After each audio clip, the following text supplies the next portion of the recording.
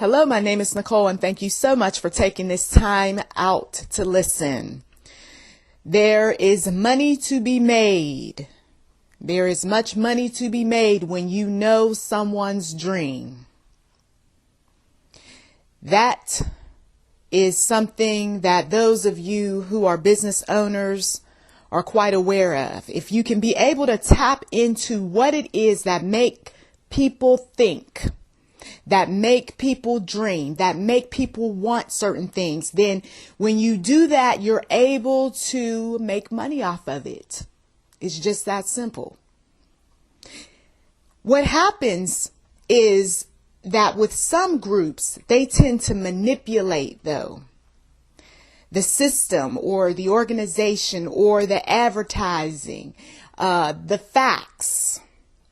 Instead, they will focus in on the lies. They will focus in on the lies that we tell ourselves. They will go through various social media sites looking to see what people are saying, and then orchestrating things in such a way where they manipulate folks and then get them to come up out of pocket for things that are cheap, for things that are worthless, and even to move into communities that have much work that needs to be done. I'm going to stay there in this message for a minute. Moving into communities, cities, countries, organizations, and so forth, where there's much work that needs to be done. Some people are equipped and ready to handle that sort of thing. Others are sold into it, persuaded into it, manipulated into it. No, it's not as bad as you think. Oh no, overlook that. Oh no, it's okay. Why am I having all these headaches? Why is all this stuff going on here? Why is it that there's such a move to get all these people to come over here? No one's really thinking too much when there's a lot of money, being exchanged. No one is wondering too much until they get there and they start experiencing things themselves or their family members are going through much. Wait a minute, this opportunity isn't as good as I thought. When I was California dreaming many years ago, I was thinking about a time where I was going to come out here and I was going to do A, B, and C, whatever it was that the television sold me on, which I personally thought was me, right? We always think that we come up with stuff when reality is that we look back, we were manipulated, we were programmed, we were marketed to. We had people around us telling us, this is how you're supposed to be, this is where you're supposed to go, this is what you're going to do. And so we fall into place sooner or later with the marketing. It might hit you early in life or it might hit you later in life. So here I was, California dreaming, when there was snow falling down on the East Coast, and there were people around me from my old hood talking about, yeah, one day we're all going to be doing this and we're going to be doing that. And girl, you can write, you're going to be famous one day. And and so-and-so can sing and she's probably going to be this and that. And we all had these dreams. And then what happens is over time, you realize that it's a lot of work involved in order to make some dreams happen. There's a lot of stuff you got to put up with and go through in order to make dreams happen. And then if you are not a child of God and you have no type of insight as to what God is saying, you're really all messed up. You are taking 40 years to go somewhere where it could have only taken you 40 days. You find yourself involved in all sorts of business ventures that have little to do with what your calling truly is. But hey, there was money in it, right? Some of you all are well acquainted with people like this who constantly put something in your mind about what you should be doing and what you're capable of and all this other stuff. And they're not talking to you about anything related to spirituality, God, or anything else. Just, baby, you're going to be smart. You're going to do this. You're going to do that. You're going places and all that. Okay, thank you. I appreciate all that. But are you helping me? Oh, no, now, wait a minute. I got a lot of things I got to do. Okay. Well, what about this or what about that? You start looking for other opportunities. You start looking for people who can help you. And then eventually, maybe some of your dreams come to pass, not all, but some. But then somewhere along the line, you and God start talking, and you sit back and you start saying things like, Lord, am I really where I'm supposed to be? Am I really who I'm supposed to be with? Am I really doing what all I'm supposed to be doing? Am I even living in the right location? And the Lord starts showing you some things. Okay? That, my friend, that I just brought you into was my world many years ago. Okay? And since walking with the Lord, things make more sense where they didn't make sense before. One thing that we do when we get drawn into this business of marketing and so forth, thinking that our dreams are really our dreams, but it's really the corporation dreams. We have these high expectations. We go into these various atmospheres and we think that things are going to play out the way we saw them on television, the way the catalog, illustrated, the way the person, who we confided in told us it was going to go down. We just believe. And some folks, they'll believe that church goer or that leader or the woman who prayed with them. And they'll believe and they'll keep believing. And if the person is righteous and God, in fact, really moved on their spirit, then things are definitely planning out. They're definitely working out. But if not, you're still holding on to some things. And some of you all catch hold of this. You're still holding on to some things that somebody told you. And, sometimes expiration dates do show up, even though we're still dreaming. You're past that age, you know that, right? Well, but maybe, no, it's not happening. Well, I could still do this and that. Well, did God tell you that's what you're supposed to do? Well, I, at this point, really don't care. I just want to do what I want to do. Okay, good luck with that. You see, so you're sitting up there and you have this, interesting concept as to what your dreams are, and it's been promoted by various corporations and businesses. And then you get out into that area and then you find out that everything isn't what people told you it was going to be. And then you also find out that you're not happy. You're not happy. I thought that this was going to be the springboard that was going to get me from point A to point B. I thought that everything was going to turn out. But Lord, there's some problems. There's some pitfalls and some bumps in the road. Can you smooth some things out? And God, depending on what the situation might be, he may or he may not. He might let you suffer a while. And so you find yourself in this wilderness experience a little too long. You find yourself trying to do some things in your own strength because God's not, working fast enough. You're mad. Wow. Lord, I thought. And then the Lord responds, that's the problem. You think too much. If you would have just sat back and rested in me for a little while before you started running out here doing this, that, and the other, maybe you would have some money. For us women, the minute you have a baby, you set yourself back. Oh, you could fight. You could fight your way toward your goal, but you still set yourself back.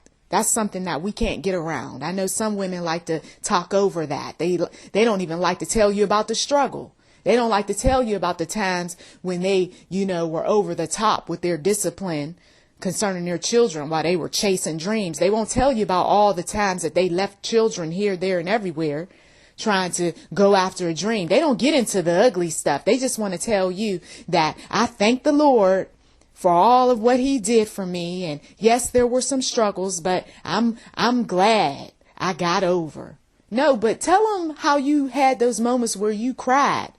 I wrote When Mothers Cry. Okay, I'll talk a whole lot about some stuff in there. My issues and other people's issues. And then what about, those times where you didn't feel so confident in your, abilities, Christian, talk about that.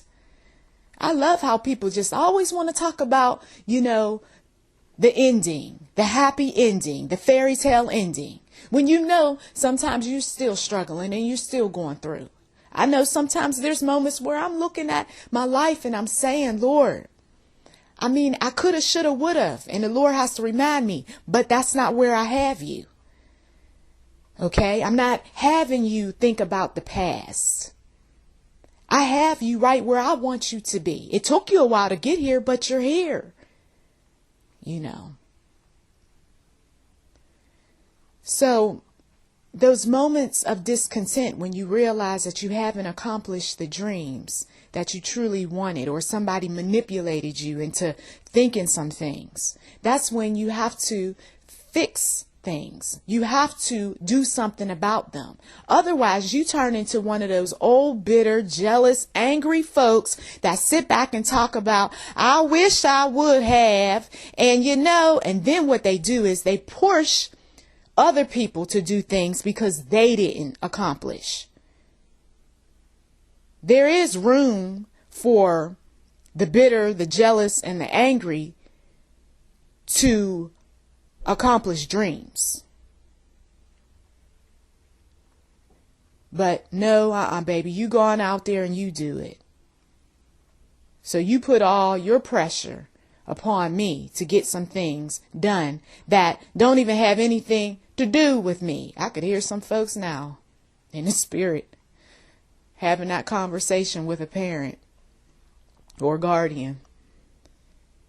I don't want to do that. That's not what I want.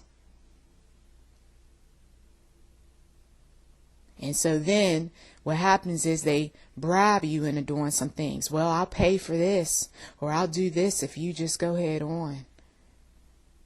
But I still don't want to do it. Oh, come on now. And a lot of times it's because they went off and told everybody that you were going to do something. See, they just had so much hope and faith that that's what you wanted to do. Meanwhile, you were just being nice. For some of you all, not all. And I'm talking to the younger people. No, I shouldn't be talking to the older people in this example. Because if I am, then, okay, somebody really needs to be spending some time with the Lord. Because you shouldn't still be allowing people to manipulate you, and tell you what you should be doing in your life. If you're well past the age of 20 plus, you really shouldn't. But for those that are 20 plus and younger, and you got someone who is trying to get you to do something that you really don't want to do, you have to stand your ground. And you have to be honest. Don't sit up there and say that you like something when you really don't like it, because you're wasting people's time and money. And that's when they will go off. They have every right to, because you now turn into the manipulator. You turn into the deceiver and the liar. You had me paying for this and now you don't want to do it? Oh, Lord. Some of you all know what I'm talking about. So it's just best to be honest from the start. Don't waste God's time or anybody else's time that's sowing seed and sowing time and energy. The sooner you know what your major is, the better. The sooner you don't know what your major is, the better. Because at least you can admit, I don't know right now. Rather than spending a whole bunch of money and then later on saying, you know what, I don't really know what I want to do. What? Okay? A parent is going to be quite upset. So, when you know that your life has been orchestrated by other folks, by other things, and you get that revelation in your spirit, that's when you lean on the Father and you say, Lord Jesus, what is it that you want me to do with my life? Where exactly do you want me to end up? I know I have at times, been disobedient, and I really don't know why I do what I do. But can you please direct me, because I'm tired of feeling this way. I'm tired of feeling confused. I'm tired of feeling like I don't know what, I want to do with my life. I don't know sometimes who I am. I don't sometimes know what my sexual preference is. There are young people that go through that. And when you go through these things, you want to just allow the Lord to lead you. That's the best advice I could possibly give you, because we're human and we're flawed and we got so many things that we say and we do that, yes, it does create a bit of doubt and you wonder where we're coming from at times. But with God, you know he's a righteous God. You know he's a perfect God. He knew you were going to come on this planet before anybody else did. So it would make sense to lean on a supernatural, awesome being that could direct your path, direct your destiny. And I hope that this message is freeing for some of you all who are going through. We cannot let these corporations dictate to us what we should be doing with our lives. We should not be letting corporations tell us where we should go, what we should eat, what we should drink, even down to how we should wear our hair and our clothes. The more power you give away to external wicked sources that cannot do anything for you but take your money and your time away, the weaker you are spiritually, mentally, and physically. I'm hearing in the spirit, take back what is yours. The enemy has stolen from Christians. He has killed Christians. He has destroyed Christians. He's deceived Christians. He has confused Christians' minds. He's got a body bag spiritually of Christians. And the Christian can only blame his or herself for allowing so many people, places, and things to mandate and dictate and tell you very basic things on how to live. I'm talking to some of you all because you allow ministers to do that to you. Now, the minister should have your ear when it comes to things dealing with the Bible. And then even then, you need to be checking what I say, checking what other people say. Okay. But as far as your innate desires and what you hope to accomplish, and that sort of conversation should be reserved between you and God. Or if you cannot hear from the Lord, or you got some, static in the line, then yes, you should be around the people of God to lead you, though, not control you, like offer some helpful resources, provide you with some scripture, pray with you, but not take you by the hand to the point where that's all we doing is holding each other's hands. And she just keeps pulling me. And she just keeps taking me over here. And I don't know half the time what I'm supposed to be saying or doing. It's just that's what this lady keeps doing. You're giving that woman too much power. Or it could be a man that's doing that to you. It could be a mother, a father, a sister, a brother, a grandmother, anyone. That's too much power. They shouldn't have to keep pulling you, and you shouldn't keep letting them either if that's what's going on with you. Now, some of the more mature and dignified, right? No, you're not letting folks drag you around, lead you here and there. But what you are doing is you are putting yourself in a position where you are manipulating things that God is doing with some folks. And you've got to recognize those areas where you're doing that, especially with children. I know I had to pray and ask the Lord to guide me, to lead me on what to say and how to act when my children come and talk to me about some stuff they want to do, so that I don't end up driving them somewhere where they don't really want to go, doing some things that they really don't want to do. Now, some things we just cannot, as parents, support children on. And so they've got to learn the hard way. If they insist, well, go ahead on, hang yourself then. Because, I've been there, done it, seen the movie. And I know some of you all say, well, these ministers, they got these kids and these kids are so rebellious and everything else. A lot of times it's because these children are given ample opportunity to make decisions. Sometimes to the point where the parent is not even active in their lives. The parent is here and there traveling, focused on this person and that one. So after a while, they don't see their children anymore. So their children make their own decisions. They're very free spirits, if you will. And so they go out here and they dress a certain kind of way. They act ways that minister parent, evangelist parent, apostle, and what have you would never act. And then some folks will judge the whole family as a result of that one rebellious person. And that we should not do, because just like we can be easily misled by media and advertising and, having our share of baggage from our families and so forth. That's one thing that we should not be pointing a finger at and trying to, take the whole family and hang them up on a cross and say that they're no good. Just because one is acting wild or one decided that they wanted to be gay or lesbian or something. So what? We just say that everybody is bad in the household? We got to watch that, because that's not altogether true. Now, there may have been some things that was done or said or somebody dropped the ball, but if folks was confessing sin and repenting, then we have no business sitting up there saying that the whole family is messed up, when we know we got a whole lot of folks in our family that's messed up. And if we were to bring everybody out the woodwork and put them out there for everybody to see,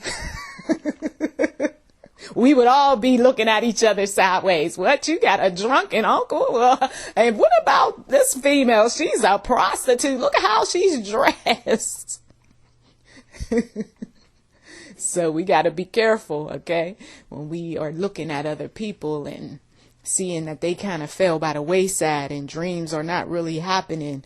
I'm sure that those ministers had their share of dreams for their children, but when the children rebelled, well, it hurts. And so we have to respect the fact that they did the best they could in whatever situation they was working with and go from there.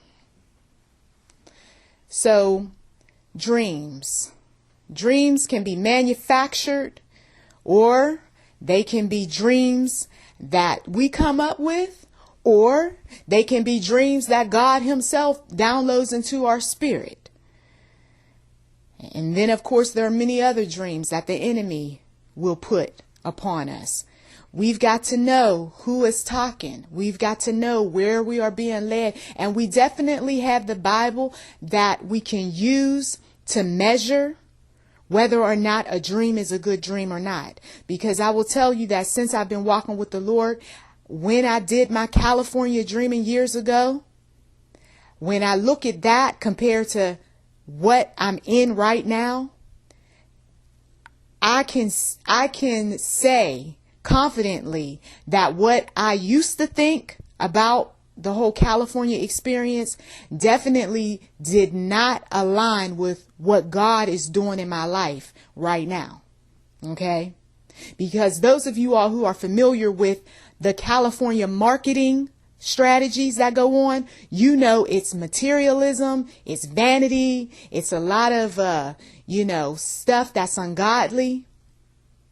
And so for me back then to be sold on that was leading me down that path. But when God took a hold of me right in the state, okay, in terms of changing that mindset, because that's part of repentance, right? You're changing the mindset. That's when I realized that sort of California dreaming is not what God had in store for me. That I could not say, okay, I'm going out here and I'm going to, make X amount of money, and I'm going to, drive the flyest car, and I'm going to, meet these celebrities, and I couldn't keep going down that pathway. But I know there are many people who expect that. I know that there are those who have those expectations because that's their personal dreams. And they assume that when you come out here, that's the way you're supposed to act. Can I tell you from personal experience, that is not how you're supposed to act. That is nothing more than marketing plans.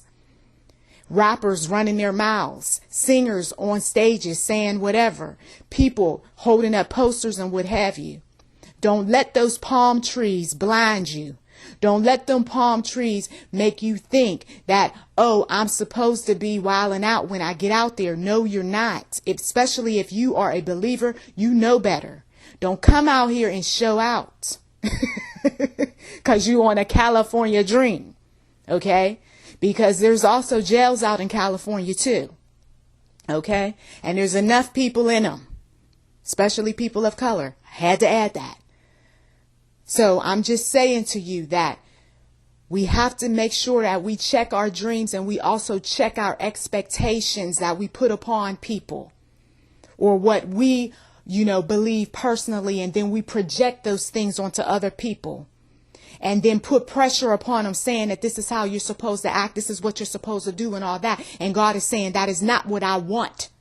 And stop telling your children to act this way, or stop telling this one to send you money or whatever, because you know they got money out there in California. Stop it. And I think that's why some folks, are hesitant about giving to my particular group, because they know, oh, well, she, is in California. They got money. No, we don't. We struggling just as much as the next person, if not more, because our state tax is ridiculous. Okay.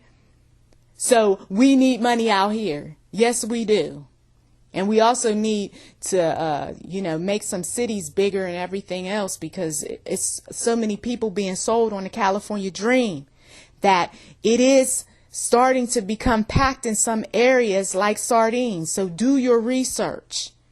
Do your research before you come out talking about, oh, I'm going to live here and live there. And you're used to a big house, and you're used to, a pretty nice size yard and all that, because you will be disappointed if you plan on moving to the city, because for what people pay out here in the plots of land, it's not worth it. Trust me. So I'm glad that you took the time out to listen to this message. And I just trust and believe that God is going to see you through. Spend that time in his word. Spend the time praying. Spend the time asking him, what is it that you would have me to do, Jesus? I've accepted you as my personal Lord and Savior. I'm ready to go all out. What do you want me to do with my life? And I'm telling you, slowly but surely, the pieces of the puzzle will be put together. Don't let corporations, big business, and family, and anyone else sway you from what it is that God has called you to do. See the marketing schemes for what they are. See the selfish interests for what they are. And walk with the Lord. Thank you so much for taking the time out to listen. And as always, to God be the glory.